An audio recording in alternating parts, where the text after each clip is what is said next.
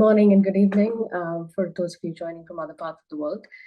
Thank you for joining us today. We really appreciate you taking the time to attend this webinar and for your commitment to sustainable development. My name is Divya Kataria. I work with SE for All, and we're glad to have all of you here on this webinar on 24/7 carbon-free energy.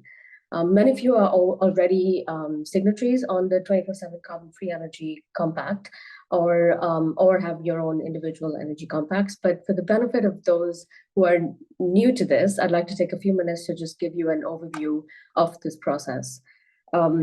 In 2021, on the sidelines of the UN General Assembly, the Secretary General convened high-level dialogues on energy, which highlighted energy, which is the way we produce it and the way we consume it, as a key driver in our fight against climate change.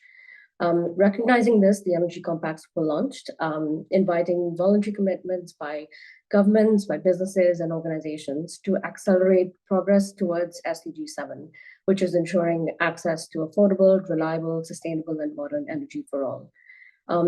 It is an approach that focuses on real, actionable solutions to drive the transition to clean energy.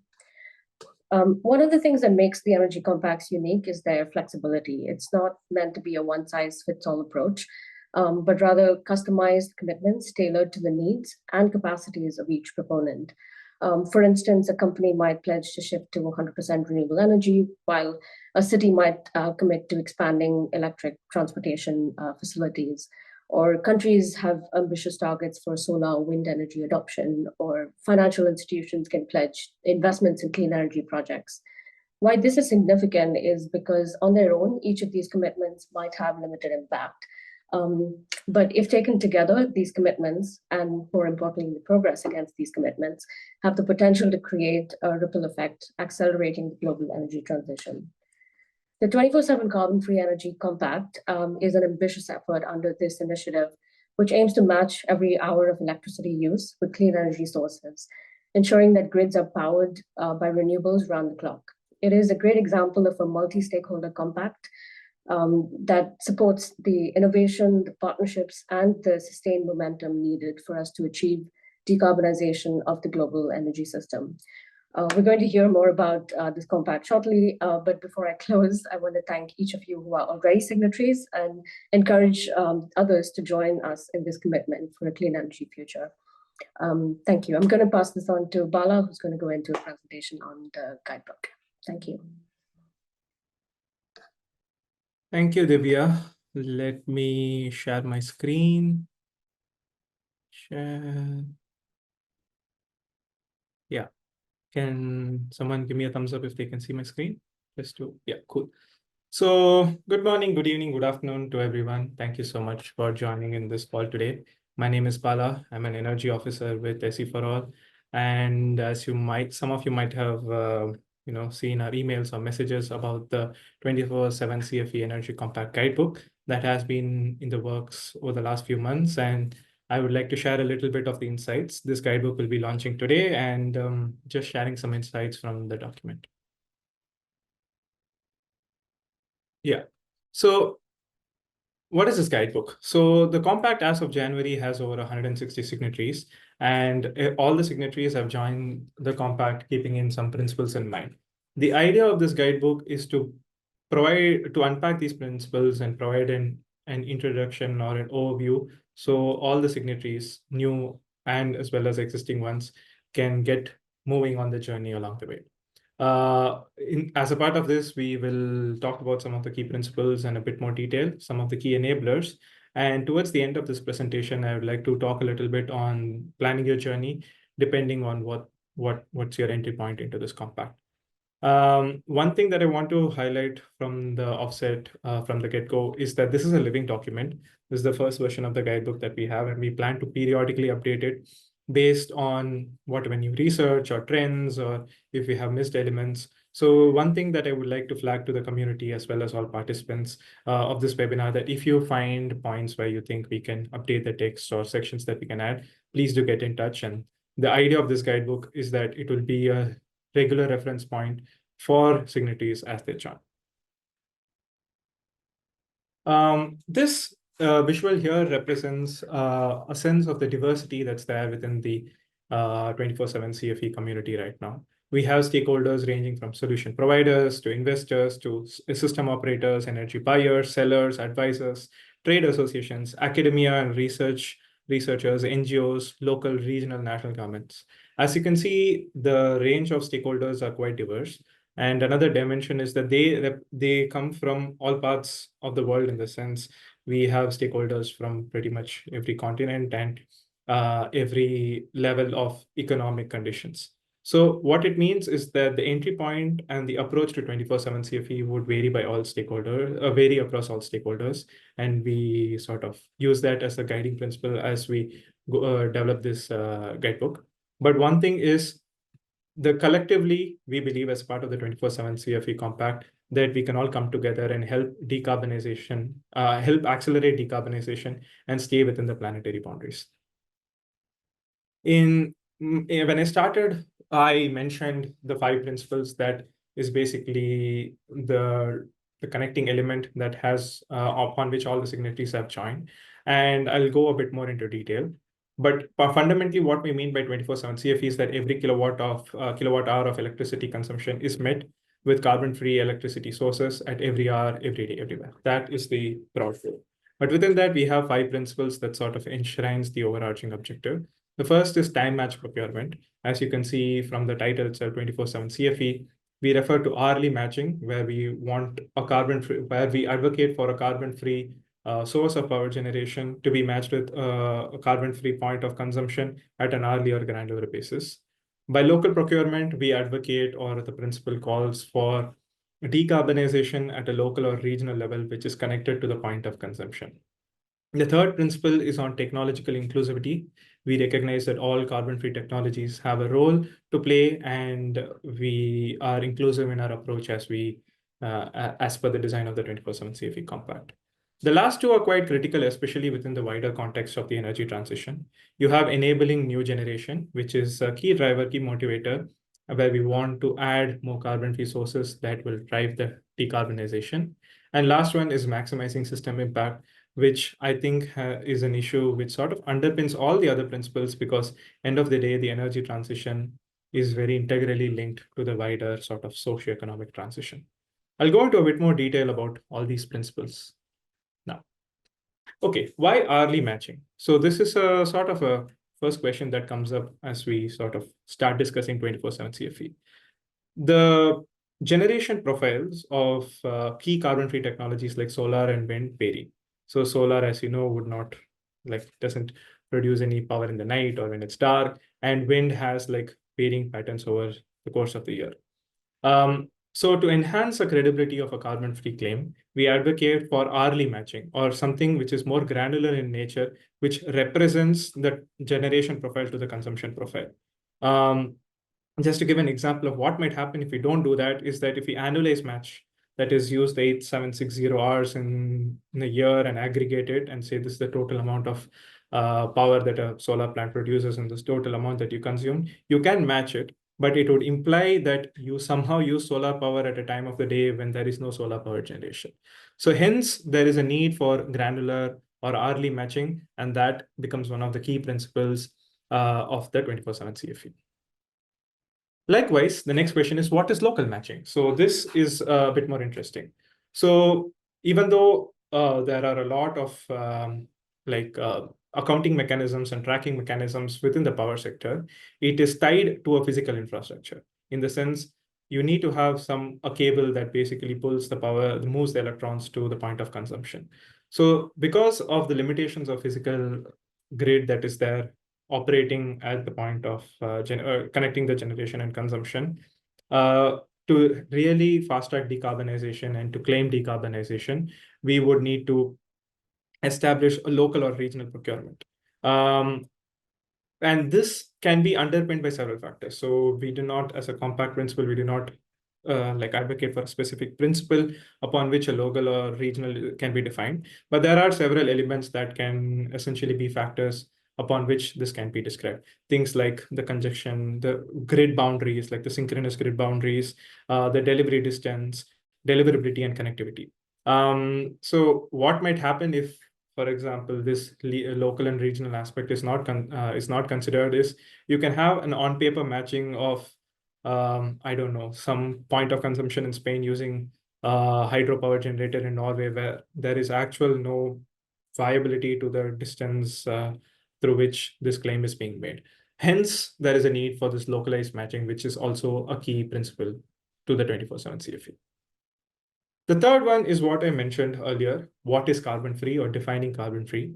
So if you like, the graph to the top right sort of represents this sort of point that all forms of power generation have some amount of greenhouse gas emissions across its lifetime.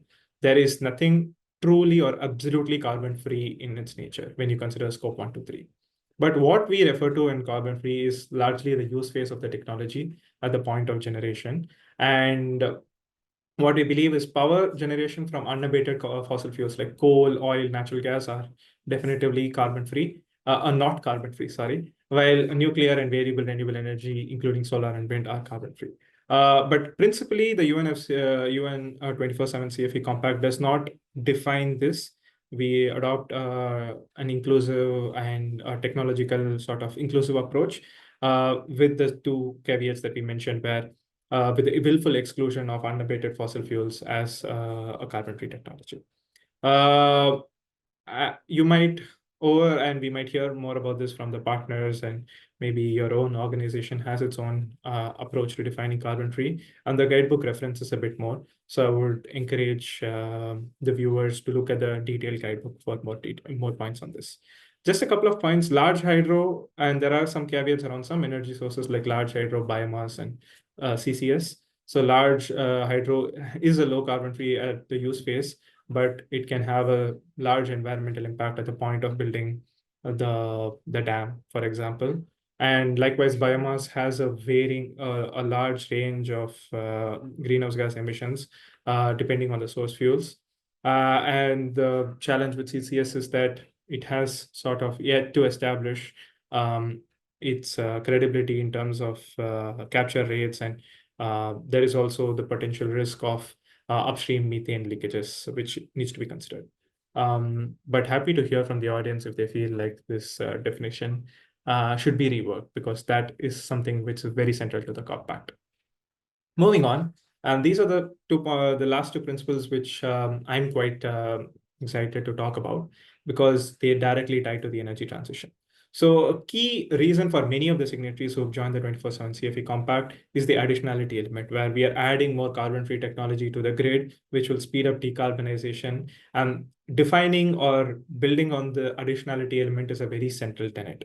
We can't just passively consume from the grid if your grid, for example, is largely powered by hydro or some existing carbon-free technology. The additionality is a key element.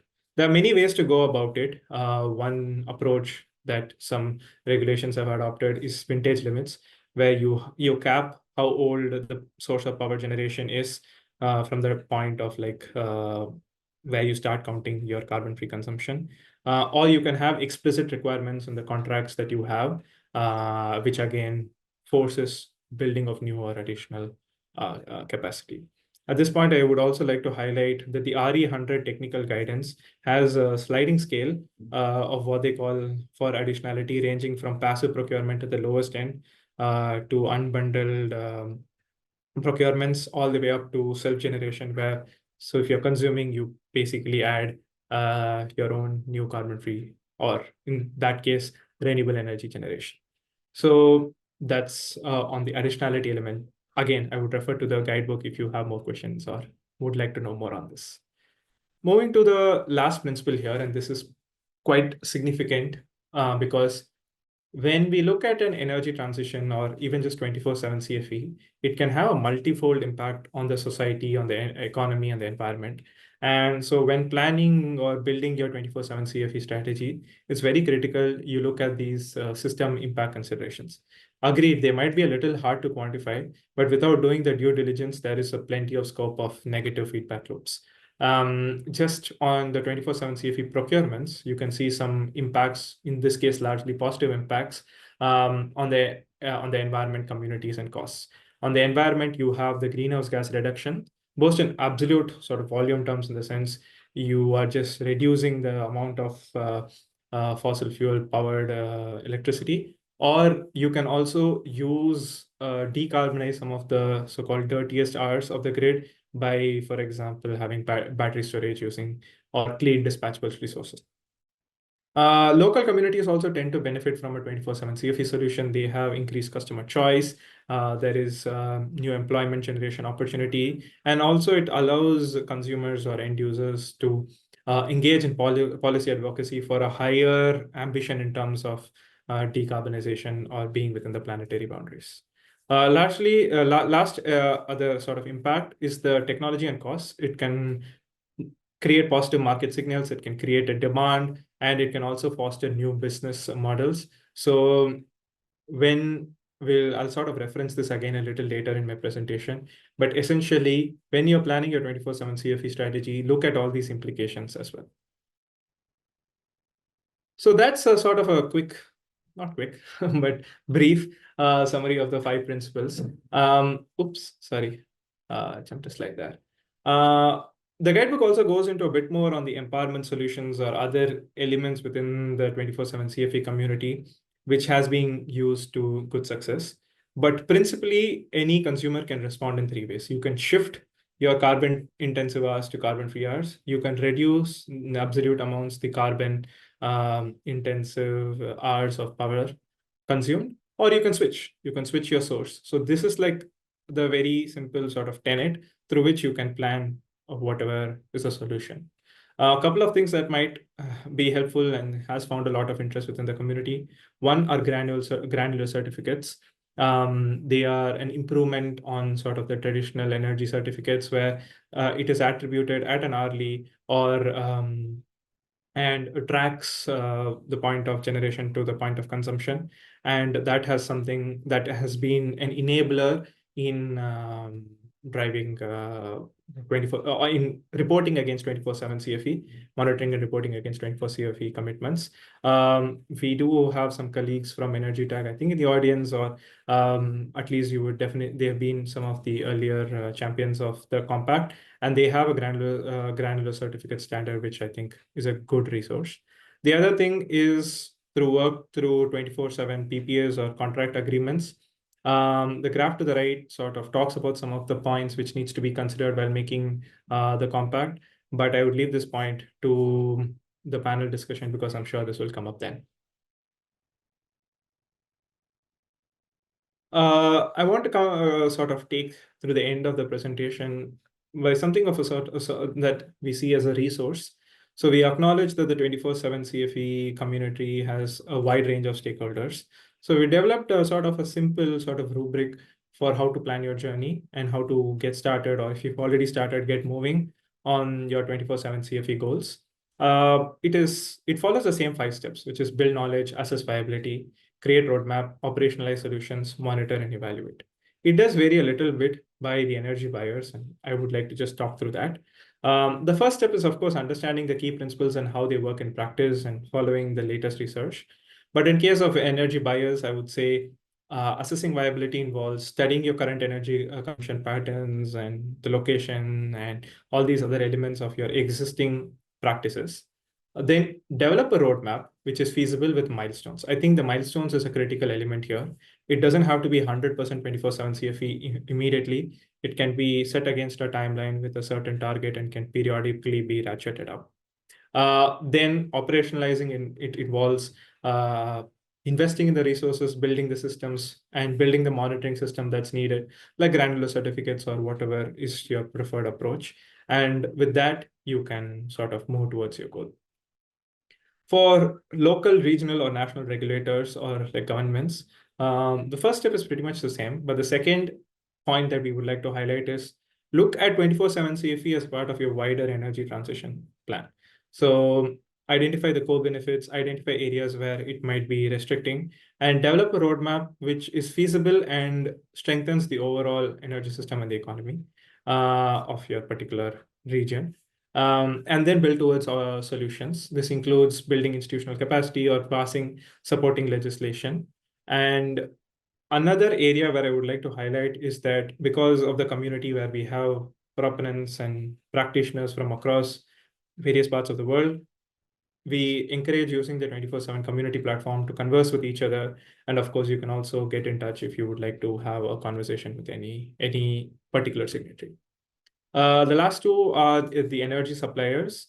The first two steps are pretty much the same, but when it comes to operationalizing solutions, focus a lot on data quality and building monitoring structures, because that is an essential component to making 24/7 CFE claims, and using the community to identify potential buyers so that there is a market which can develop where a 24/7 CFE solution becomes a standard.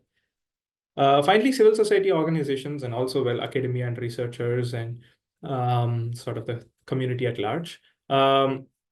We would encourage all of this particular stakeholder group to analyze the state of market, identify potential flaws, develop solutions, and as a way of involving within the community, develop a theory of change as to how might your organization create a positive impact, and allocate resources towards either technical assistance or training or research or even just campaigning and public engagement, because all these your organization can also enable the buyers and the suppliers and the various other stakeholders to reach this 24/7 CFE goal.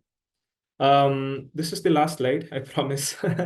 So one thing that we want to highlight, and this is something we keep reiterating, is that historically the 24/7 CFE movement has seen a significant representation from the global north. But as a solution, as an ambition, we feel that it is applicable everywhere in the world. But we do acknowledge that there are certain equity considerations that is critical. Broadly, we categorize it as four. So first is recognition, which is identifying what were the historical inequities and how they are being perpetuated within the particular context. Second is procedural, in the sense involving all the stakeholders in the decision making, and not by making it, don't gatekeep, essentially. The third one is on distributor, is if there are benefits or solutions or offerings, try not recreating and reproducing historical inequities. And finally, if possible, within your solution or your strategy, if you can restore or eliminate historical inequities to make a more fair and equal society. So these are some underlying principles, and we feel that every stakeholder can enable it in their own form. Just as a teaser or as a plug-in for some of our own work, SE for All is working on another piece, which is focused on just an inclusive energy transition within the 24/7 CFE. And if you're already a signatory, please to use the community platform to get in touch, and either on the guidebook or on this equity dimension as well. So I would like to conclude. Thank you all for listening, and also for all your inputs. And we look forward to hearing from you as to what your thoughts and reactions are on this. Thank you. I think I had promised to take some questions. Let's see if there are any. Yes, thank you, Bala, for the presentation, for introducing us to the guidebook. And thank you everyone for your attention so far. So yeah, before we move to the expert insight section, now the floor is open to your questions. You can submit them in the chat, and Bala will be happy to answer them. I don't see any at the moment, so that's nice. That means I see that Luis Alter raised hand. I would encourage anyone with questions to put it in the chat, actually. Aha, there is one. Who wrote this government? Have comments been solicited from the community? Thank you so much. Well, I would say SE for All has been the primary sort of architects of this guidebook, but it is very much open to the community. So it will be public, and we have a dedicated community platform where you can share your thoughts, or of course you can reach out to us at energycompact@seforall.org. This is by no means like a regulatory or like any authoritative text. Like, we are not commanding anything here. This is just as a indicative or just a supportive guidebook. And yes, please feel free. Please get in touch if you have any questions. I see another one. Thank you. What role do you see for electricity storage, and how should it be covered in the 24/7 CFE frameworks? I think electricity storage is absolutely critical. And I think the time matching or hourly matching is pretty challenging without storage as a technological solution. Clean and dispatchable power is critical to meeting the hourly criteria. And in terms of how accounting and how tracking for that would work, I would say we can have a more dedicated discussion around that, or I will pass it on to some of the panelists as to how they approach that in their particular strategy. Ooh, questions are flying, coming in thick and fast. Can you include grid CFE alongside PBS? Questions of can you include grid? Right. So this question is quite interesting in the sense, can you include grid CFE alongside PP assets in calculations of CFE score? I would say we as the 24/7 CFE compact, we don't dictate the specific technical parameters. We don't have certifications, or we don't aspire to create a specific system. From an academic point of view, I feel that you can definitely use the grid CFE alongside your PP assets for calculating the CFE score, but it requires sort of due diligence. Perhaps Nicola can reference this sometime later in her presentation, or we can definitely have a moment to discuss this. Okay, I'll just take the last 3 questions quickly and then pass it on to the panel discussion. Do not want to hog the mic for too long. And why solar energy is having higher CO2 emissions equivalent than hydro projects? Good question. This is based on the levelized cost assessment by the International Energy Agency that has been used. And you can find detailed sort of sources. I mean, it is referenced in the guidebook, so I would encourage you to look into that particular source there. What role do you see for supply side, and how do we encourage more suppliers, manufacturers / OEM to join the 24/7 CFE journey? That's great. Thanks for that question, Trigya. And we feel that we as a community should engage with more audience. That's pretty much it. We have these webinars. We are all of us have our own approach to enabling 24/7 CFE, and we'll hear a lot more from the panelists. So I see there are more questions, but in the interest of time, I'm gonna pass it on to Vadim for the panel discussion. And once again, I would like to encourage everyone to use the carbon-free the 24/7 CFE community platform for more questions. Thank you so much. Thank you so much, Bala, and thank you everyone for your questions and for your interest in the guidebook. And now we'll hear directly from our signatories who are actively implementing 24/7 carbon-free energy strategies, and they will share their challenges, innovative solutions, and lessons learned along the way. I'm pleased to introduce our panelists, and our first panelist is Mr. Junichi Sono, Head of the Green Growth Promotion Division, Environment Bureau, City of Kitakyushu, Japan.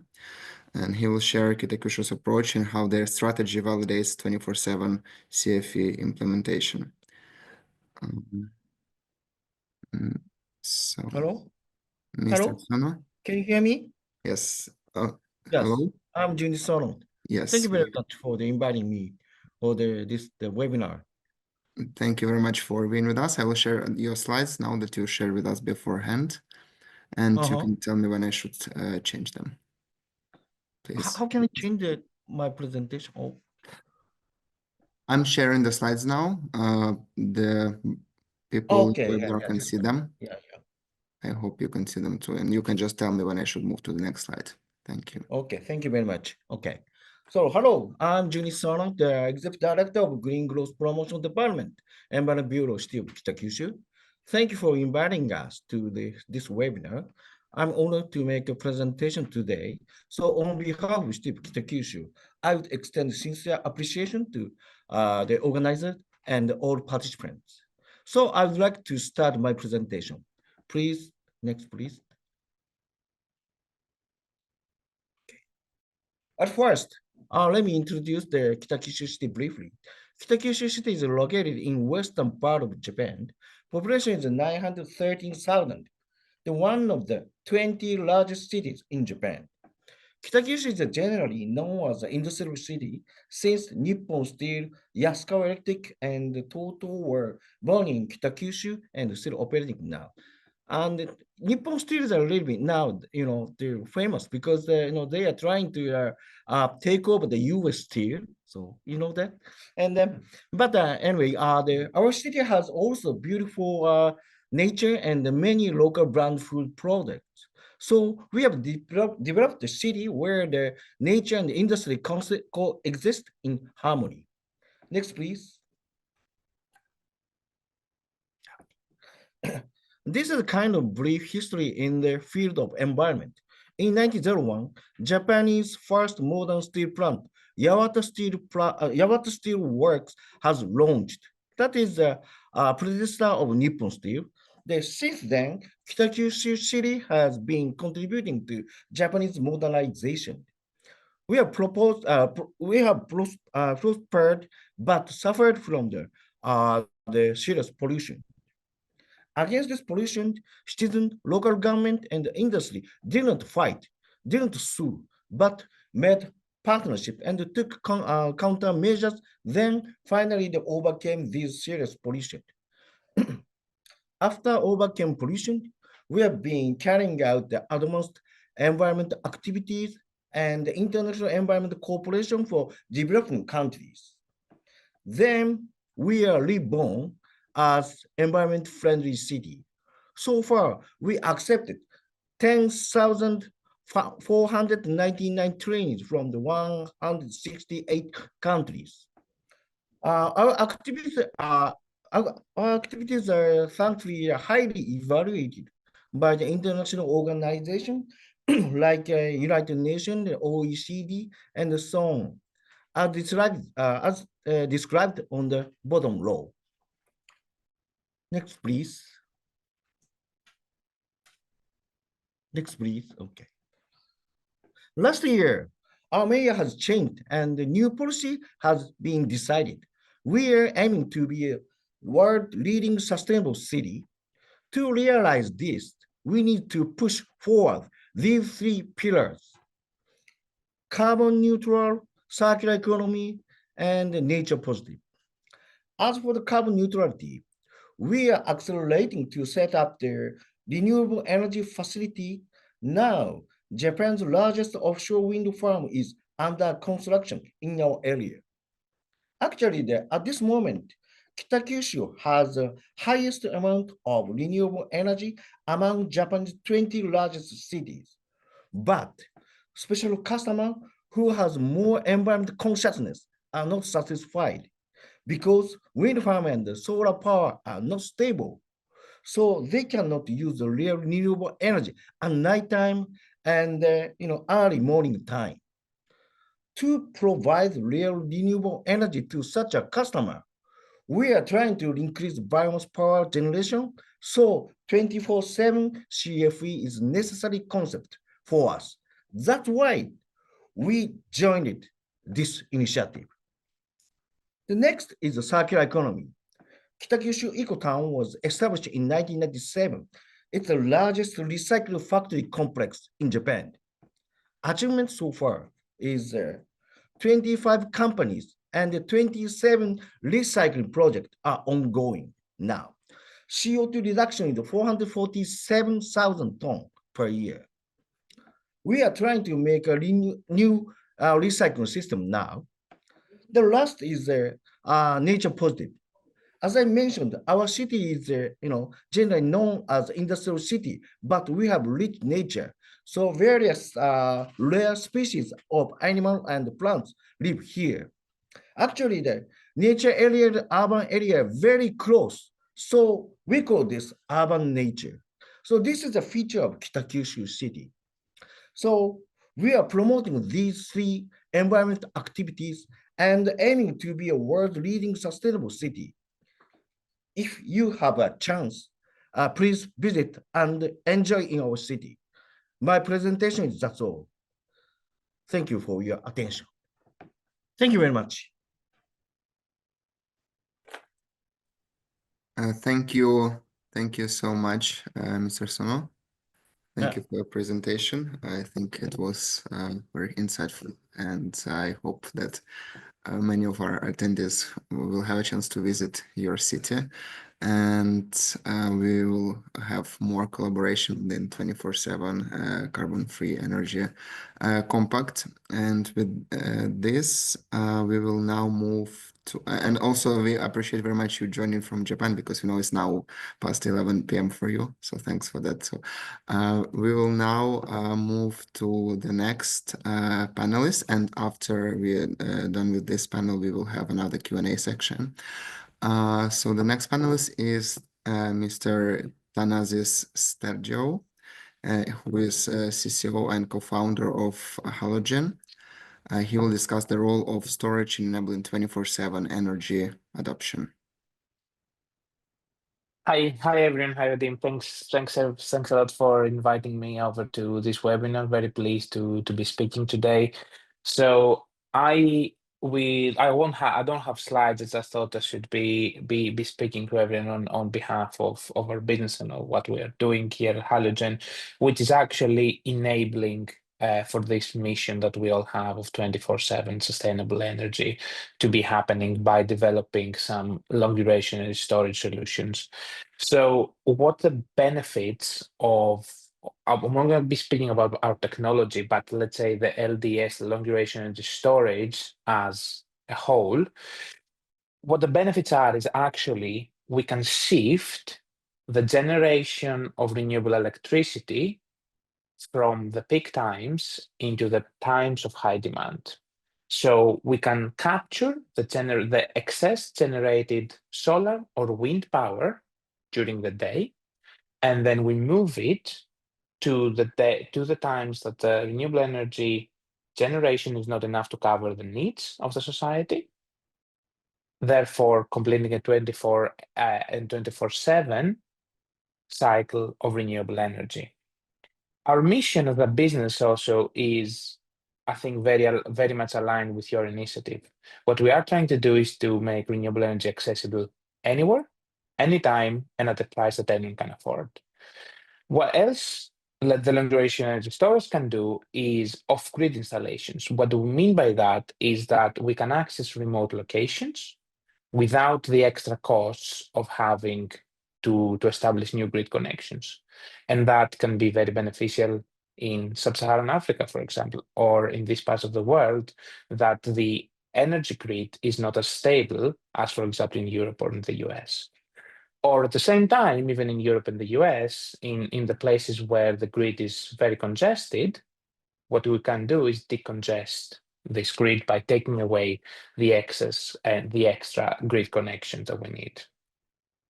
So as you said, as I think everyone can tell, our missions are very aligned with this initiative. We're the new kids in the block. We just joined, so we don't have too much traction so far showcase.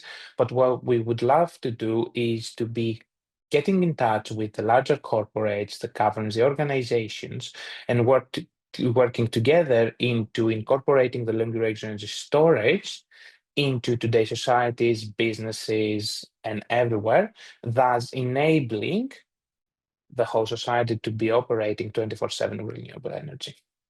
So thank you very much, and I happy to be taking any questions later on. Thank you, Thanasis. Thank you for highlighting how storage solutions can enable 24/7 carbon-free energy, and storage is undoubtedly a key enabler in making this transition possible and feasible. Next, we have Casey Martinez, founder and CEO of Clean Incentive, who will share insights on how registries can accelerate the adoption of granular accounting, a crucial step toward better energy tracking. Casey, the floor is yours. Hello, everyone. Thank you, SC for All team, for including me in this discussion. We joined the compact last year to break down barriers to global granular certificate adoption. There was missing infrastructure on the granular certificate side that is enjoyed by REC registries and REC infrastructure globally. So we're working with the Energy Tag team to implement their standard across multiple registries. And what we're doing is following their guidance regarding configuration 2 and 3 of their standard. And, you know, what we believe is that the existing REC and geo registries globally are not moving fast enough to adopt this new standard. And so what we're helping them do is to convert their existing RECs and GEOs into granular certificates. So we're currently onboarding multiple renewable energy projects in the US with over 1.2 gigawatts of renewable power, but we're also onboarding battery storage as well, with almost 1.4 gigawatts of storage capacity. And we're doing this integration with REC registries one at a time. So we're excited to work with the community to agree on the appropriate methodologies and the technical details of scaling these granular certificates globally, and overcome these barriers of trust and data management that are really important for global adoption of 24/7 and granular certificates more broadly. So the goal for us and the stakeholders we would like to engage with are existing PPA off-takers who are currently receiving RECs and GEOs. We can work to convert those to granular certificates so they can see the hourly impact of their existing PPAs. Any renewable energy operators who are selling unbundled RECs today, we can convert those RECs to GCs and help them facilitate those sales and help corporate buyers fill in the gaps in their 24/7 coverage. Third, we're working with energy storage operators to create storage records within the registry to make it easy for existing GC users to match their GCs with storage records for conversion and shifting those GCs from 1 hour to another hour. That's a very important use case, as Vanessa said before. And then finally, any REC registries or geo registries that want to adopt the Energy Tech standard, we're working with them on configuration 1 to help provide the technical software needed to implement that and overcome any of the technical challenges that might exist, holding back the enhancement of their registry for granular certificates. And so we look forward to hearing from anyone on the call and in the compact ecosystem on how we can work together.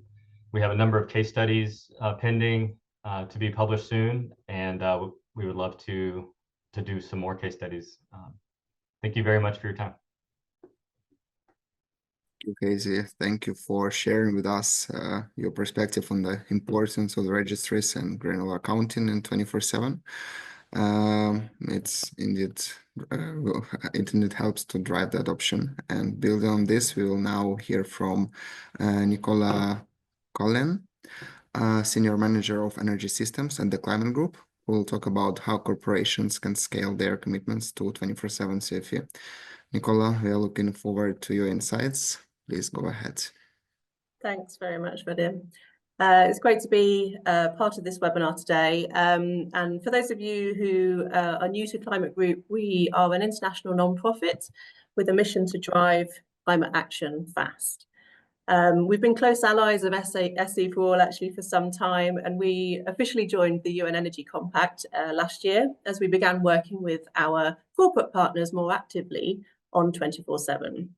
So I'm going to give you a brief overview of our 24/7 Carbon-Free Coalition. I'm going to talk a bit about how it started, where we're at today, and what's coming.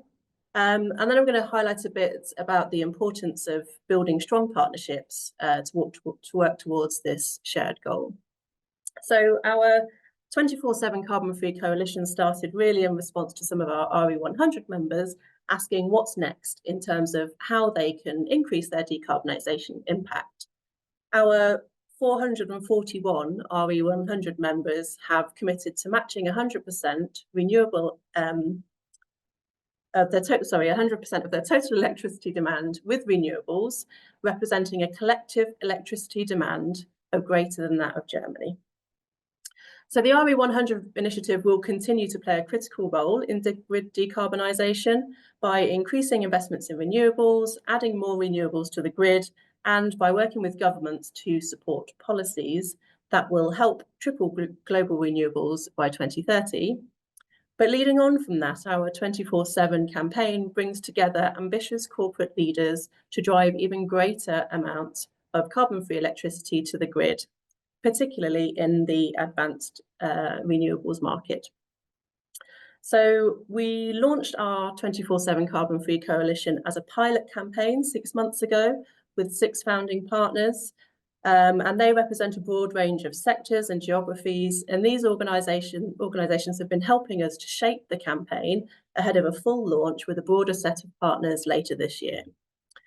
Our launch partners will be asked to commit to the principles of 24/7 CFE, which are directly aligned with the UN Energy Compact's principles of matching electricity consumption on a time and location basis, being technology inclusive, and maximising the system impact to decarbonise grids. So using these principles, they will start to measure their baseline performance using a set of independent technical criteria, which will help to identify and address the carbon-free gaps. They will then report it to Climate Group, who will support the organisations to plan and implement pathways to improve their overall 24/7 CFE performance. So where are we today? Well, we've been working with our founding partners and we've been working with a technical advisory group to really help us assess the current landscape and understand where we're currently at so that we can come up with a set of ambitious commitments. We've developed a set of technical criteria, which is due to be published soon, that ensure our corporate partners are able to make comprehensive, robust and credible claims. We've also been working with our partners in the wider ecosystem, including our hosts today, SE for All, to make sure that we're aligned and that we're all working towards this same goal.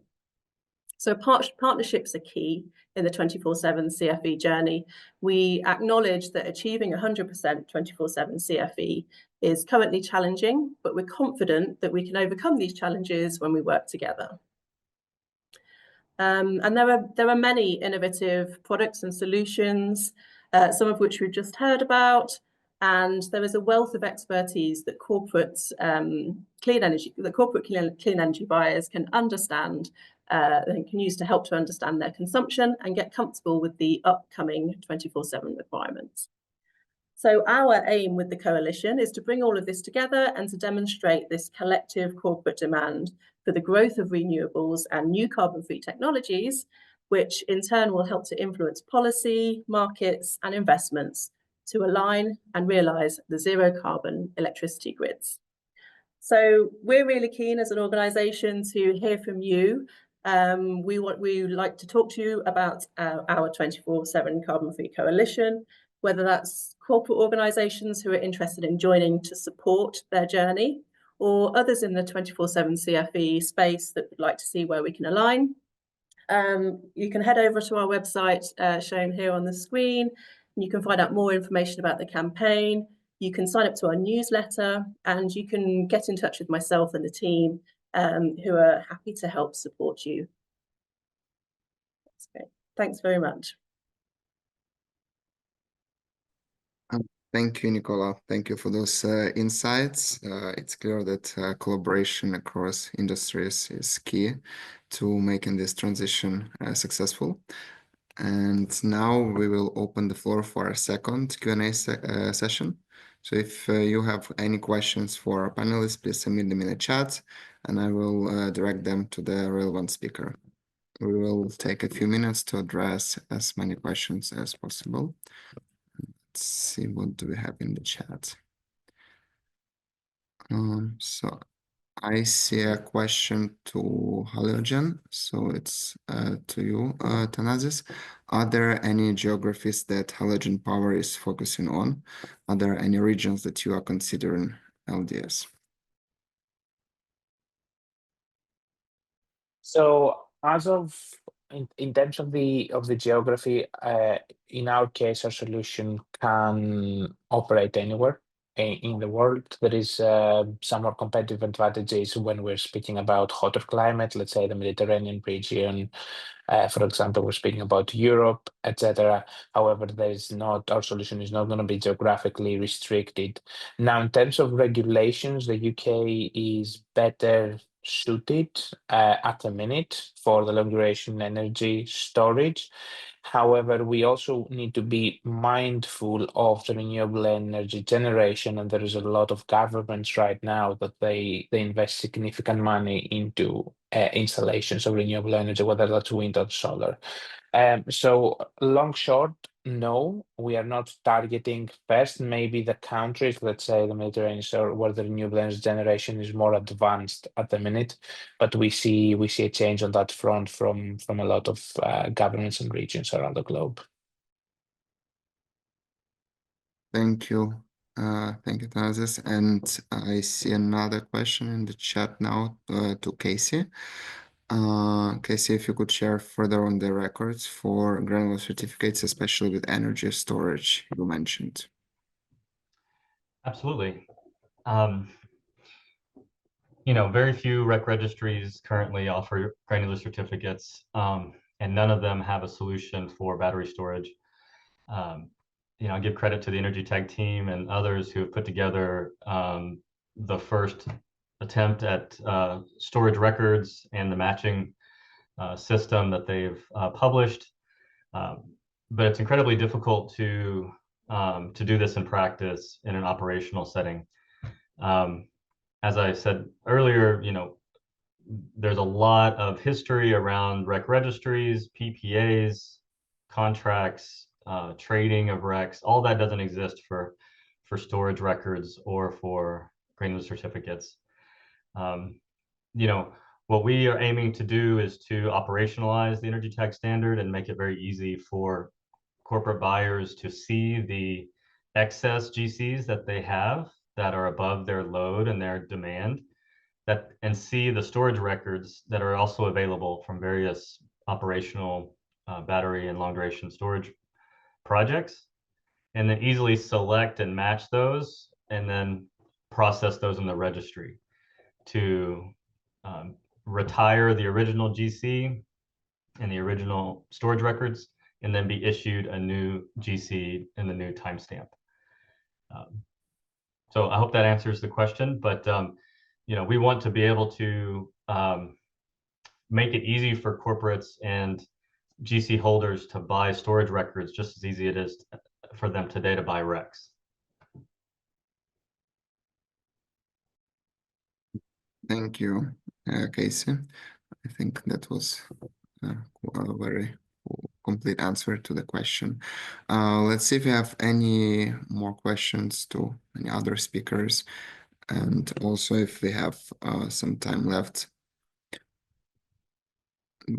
Yes, I think we can take a few more questions if there are any. Yeah, I'm happy to address one of the questions about, is this overall ecosystem going to be compliance driven where you need government regulations, or if it's going to be voluntary driven? I don't want to overstep my bounds here, SE for All. You can tell me if that's a topic you don't want to get into, but I would just say I see a lot of demand on the voluntary side to engage in 24/7 and granular accounting, and it doesn't seem to be dependent on any given US administration or EU directives. Thank you. Thank you, Casey. Thank you, everyone, once again. I think with this, we can then now close the Q&A session, and I encourage everyone who has any questions left, also email us once you've gone through the guidebook, which is now accessible on our 24/7 Go Carbon Free 24/7 website. And I pass to my colleague, Sakshi Chandra. Thank you, Vadim, and thank you to everyone for joining us today for the launch of the guidebook. As we've seen from today's discussion, transitioning to a fully carbon-free energy system is both an urgent necessity, but also an achievable goal. Today's discussions have underscored the critical need for granular, time-matched, and locally procured carbon-free energy to achieve true decarbonization. We have seen how innovative procurement models, such as granular certificates and cutting-edge storage solutions, are enabling real-time carbon-free energy consumption. The guidebook that we did launch today is more than a resource. It is really a roadmap that brings together best practices, actionable insights, and real-world examples to help all of our signatories and all of the stakeholders, which includes governments, businesses, and communities, to advance their 24/7 carbon-free energy journey. This is indeed a call to action for every organization, policymaker, and industry leader to accelerate the transition to clean, reliable, and equitable 24/7 carbon-free energy system. Finally, it is important to note that this movement does go beyond technology. It is also about building an energy future that is just and inclusive. As highlighted in the guidebook, ensuring equitable access, particularly in emerging markets, is essential. To our speakers, thank you again for sharing your experiences and insights. To our signatories and partners, your commitment is really what drives this transformation. And to all our participants, your engagement today shows that the momentum for 24/7 carbon-free energy is stronger than ever. We can see that from the questions, and like what they mentioned, please email us on energycompact@seforall.org with any questions after you've gone through the guidebook. Finally, just to say that the work doesn't end here with this webinar. This is really the beginning of a collaborative journey towards a fully carbon-free energy system. I encourage you all to explore the guidebook, integrate its insights into your strategies, and continue engaging with the community as well as the community platform. Keep an eye out on our socials and community platform, where we will be sharing the recording of the webinar. And the guidebook is already available on the website's resources section, and we've also added that to the chat. Finally, we have the next orbit matching round for one-to-one community conversations happening at the end of March. If you're part of the community platform, you will receive an email, and also multiple people from one signatory organization are welcome to join. Thank you again for being part of this journey, and we look forward to continuing this conversation and working together with all of you.